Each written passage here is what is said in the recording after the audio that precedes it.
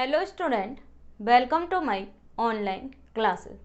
आज हम BSc final year में चैप्टर नंबर 4 है। हमारा कौन सा चैप्टर है? ये है चैप्टर नंबर 4। ठीक है, चैप्टर नंबर 4 है central difference interpolation formula. Central difference interpolation formula, इस चैप्टर के बारे में इंट्रोडक्शन पढ़ेंगे, बेसिक चीज़ें पढ़ेंगे। और लास्ट वीडियो में हमने चैप्टर नंबर 3, ठीक है, interpolation with unequal intervals, interpolation with unequal intervals, ये कंप्लीट किया था। और मैं आपको बता दूं, यूनिट फर्स्ट हमारी कंप्लीट हो चुकी है। वो चैप्टर नंबर 1 और 2 था, और चैप्टर नंबर 3, 4 और प्लस में 5। तो ये आपकी यूनिट नंबर 2 ही चल रही है, तो यूनिट नंबर 2 का पार्ट है।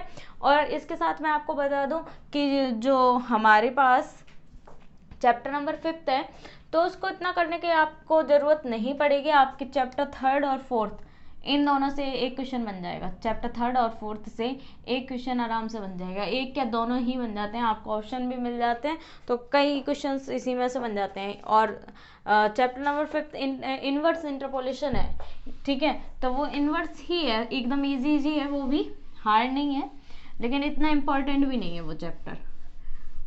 देखिए, हम चैप्टर नंबर 4 की बेसिक चीज़ों की बात करें कि क्या क्या है, तो इसमें 2-3 तरीके के फॉर्मूले आएंगे। क्या आएंगे? 2-3 तरीके के फॉर्मूले आएंगे। और 2-3 तरीके के जब फॉर्मूले आएंगे तो गॉस का फॉर्मूला आएगा। ये मान लीजिए कि गॉस के काफ़ी फॉर्मूले हैं, तो आप लोग कंफ्यूज होना स्टार्ट हो चुके होंगे, क्योंकि हम जैसे जैसे बढ़ते हैं कई बच्चों की कंफ्यूजन आती जाती है कि हम कौन सा फॉर्मूला पढ़ रहे हैं, कौन सा नहीं पढ़ रहे हैं। ये तो गॉस पहले भी आ चुका है, या न्यूटन वाले 2 बार आ गए। तो बेसिक फंडा यही है कि आप अपनी नोटबुक लो जो आपकी है, आपने बना रखी है इस पेपर की, उस नोटबुक के सबसे पीछे यूनिट फर्स्ट में फॉर्मूला लिख दो, फिर पीछे की साइड में लिखना स्टार्ट कर दो, मतलब पीछे के पेज से ही लिखना स्टार्ट कर दो, और फिर उल्टे बढ़ते जाओ। यूनिट 2 के फॉर्मूले लिखो, यूनिट 3 के फॉर्मूले लिखो, इस तरीके से सारे फॉर्मूले लिख दो। और फिर जब आपको कन्फ्यूजन हो कि नहीं ये तो हमने 2 बार पढ़ लिया, या ये कैसे था, इसमें इस पैटर्न में कौन सा था, इस पैटर्न में कौन सा था, तो आपको बुक खोलने की जरूरत नहीं है। आप सीधे फॉर्मूले खोलो और बोले हाँ यहाँ ये था, यहाँ ये था। और इसके साथ में अगर आप वर्किंग प्रोसीजर और लिख लो, अपनी लैंग्वेज में लिख लो, कि मान लो कि अभी मैंने जैसे लैग्रांज फार्मूला अगर लास्ट वीडियो में बताया है, तो लैग्रांज फार्मूले की वर्किंग प्रोसीजर क्या होती है कि यहाँ ये माना जाता है। अपनी लैंग्वेज में लिखो कि x होता है, ठीक है, y0 लेते हैं, फिर y1 के लिए लेते हैं, जो आता है उसमें से नहीं घटाते। ऐसे करके अगर आप लिखोगे ना तो बेस्ट है और इजी पड़ेगा, क्योंकि खुद की लैंग्वेज में जब हम नोट्स बना लेते हैं तो खुद की लैंग्वेज यही होती है। हम दूसरे के नोट्स से नहीं समझ पाते इतना जितना हम खुद के बनाए हुए नोट्स को प्रेफर करते हैं। तो खुद की लैंग्वेज का मीन्स यही है कि हम नोट भी डालें ना अपनी नोटबुक में, तो वो मुझे समझ में आना चाहिए। बुक का नोट उठा के मत डालो कि ये लिखा है, नहीं, वो तो तब होगा ना जब आपको कुछ प्रूफ ही करना है कि सेम यही प्रूफ करना है। तो ऐसा बिल्कुल मत करो, आप नोट भी अपने हिसाब से डालो, रिमार्क डालो अपने हिसाब से डालो। और कई पॉइंट्स ऐसे होते हैं जो बहुत इंपॉर्टेंट है कि पेपर में इनके बिना काम नहीं चलेगा, उनको पेपर अपनी नोटबुक के लास्ट में लिख दो, लास्ट में लिख दोगे, और उन्हीं जो चीज़ें लास्ट में आपने डेफिनेशन फॉर्मूले और इम्पोर्टेंट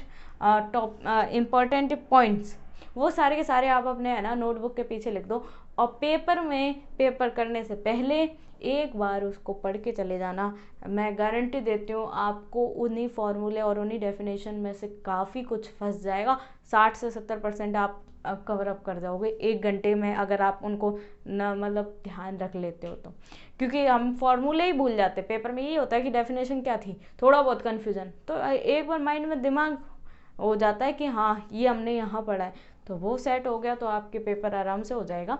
तो ये मेरा थोड़ा बताने का तरीका था कि आप कंफ्यूज होने लगे होंगे, इसलिए मैंने आपको बता दिया कि ऐसा कर लो। अब बात करते हैं हम अपने चैप्टर की। अगेन हम चैप्टर में आते हैं कि क्या क्या है। तो मैंने बताया अभी आपको गॉस फार्मूला आएगा, है ना, आगे और भी स्टर्लिंग, बेसिस, इन सब के फॉर्मूले आएंगे। और इन सब के फॉर्मूले ना सेंट्रल डिवाइडेड डिफरेंस, यानी central difference interpolation formula, interpolation का मतलब वही है कि अंतर्वेशन सूत्र लगाएंगे हम। सेंट्रल है यानी कि कोई बीच की लाइन मान लेंगे, ठीक है, उसको सेंटर मानते हुए इस तरीके से लाइनें चलेंगी हमारी, ध्यान रखना इस तरीके से। जब मैं करवाऊंगी तो आपको बहुत अच्छे से समझ में आएगा।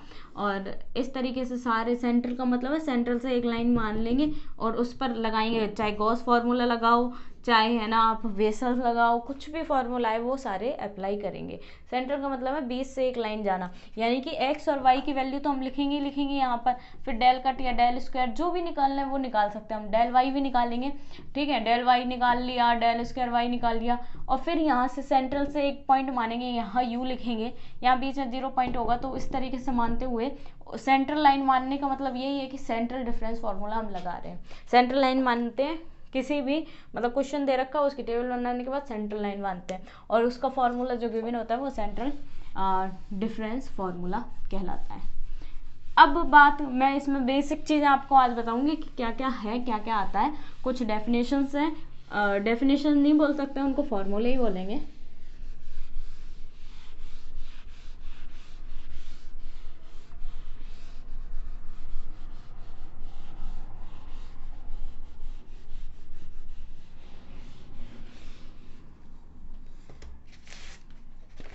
तो देखिए, पहले मैं लिखूंगी शेपर्ड सेंट्रल डिफरेंस ऑपरेटर, ठीक है, फिर मैं आपको समझाऊंगी।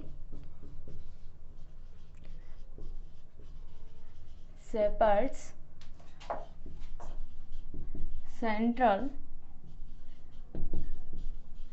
Difference operator.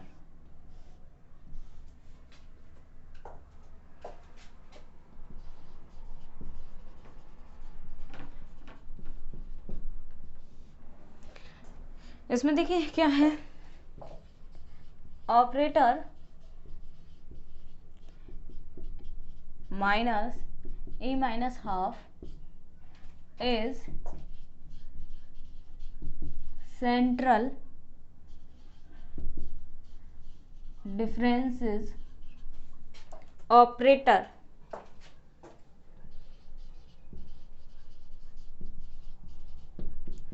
It is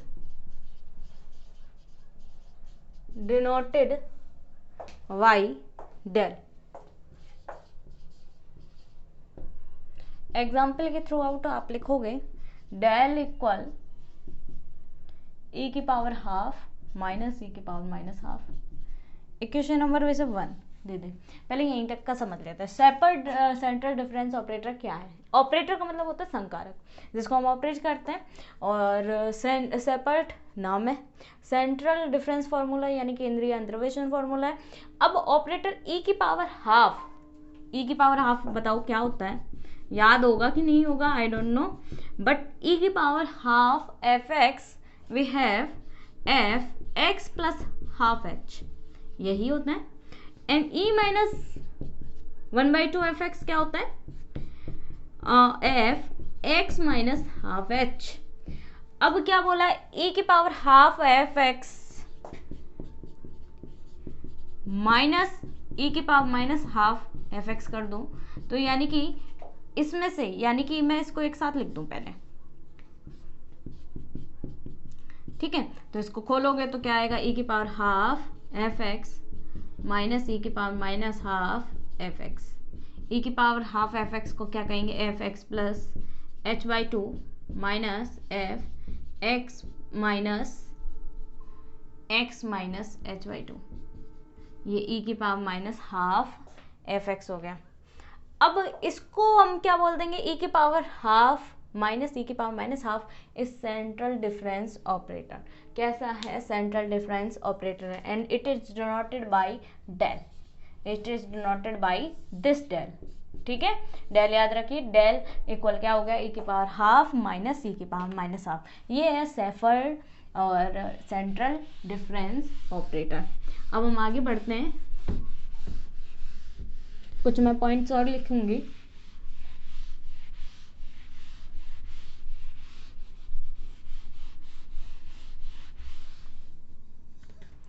अब देखिए, first central differences,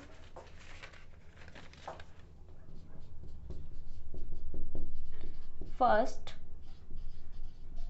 central differences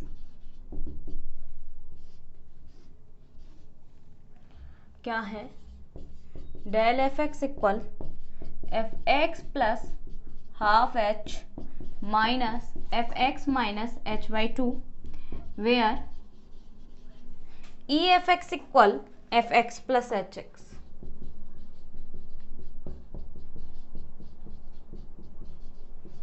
और del F x equal E की power half F x minus ई की power minus half F x, where E equal I plus del, equivalent to I plus del operator, backward नहीं है forward del है, f x equal E की power minus half और E minus I f x, del equivalent to E की power minus half del, equation number 2,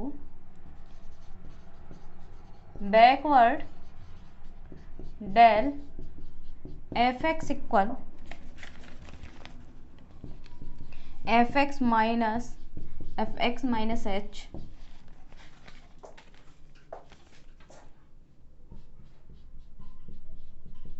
E inverse f x, backward del I minus E inverse E की power half del equal E की power half minus ई की power minus half equal del by definition first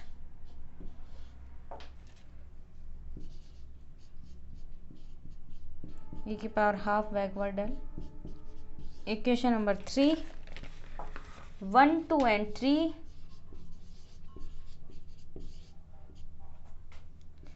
del equivalent to del E की power minus half del E की power half, equation number 4 by repeating process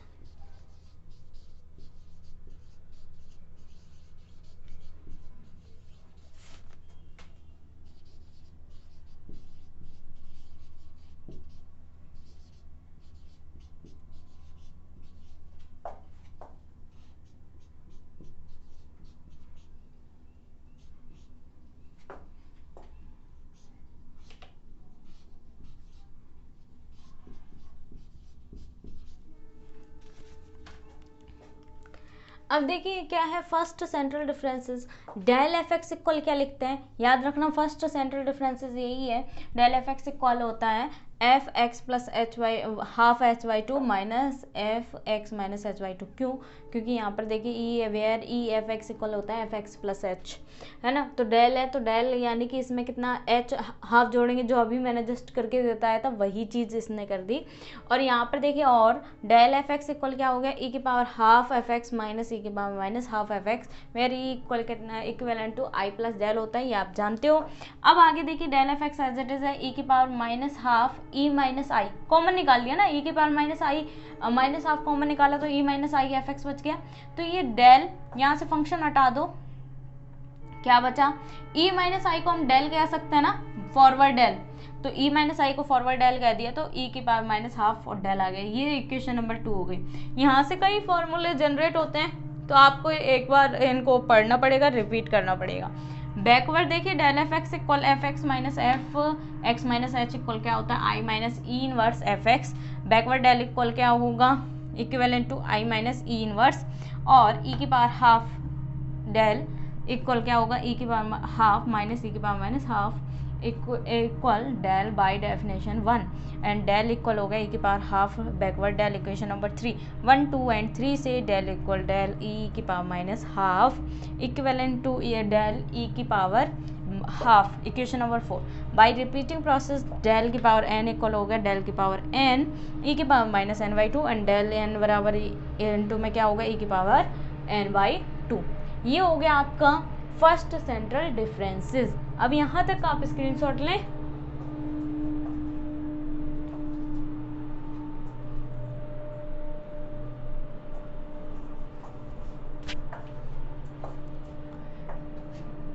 तो आज हमने chapter number 4 का central difference, interpolation, फॉर्मूले का कुछ बेसिक कॉन्सेप्ट पढ़ा है। अब हम नेक्स्ट वीडियो में इसके अदर पार्ट को पढ़ेंगे। इजी चैप्टर है, इम्पॉर्टेंट भी है, अच्छा है।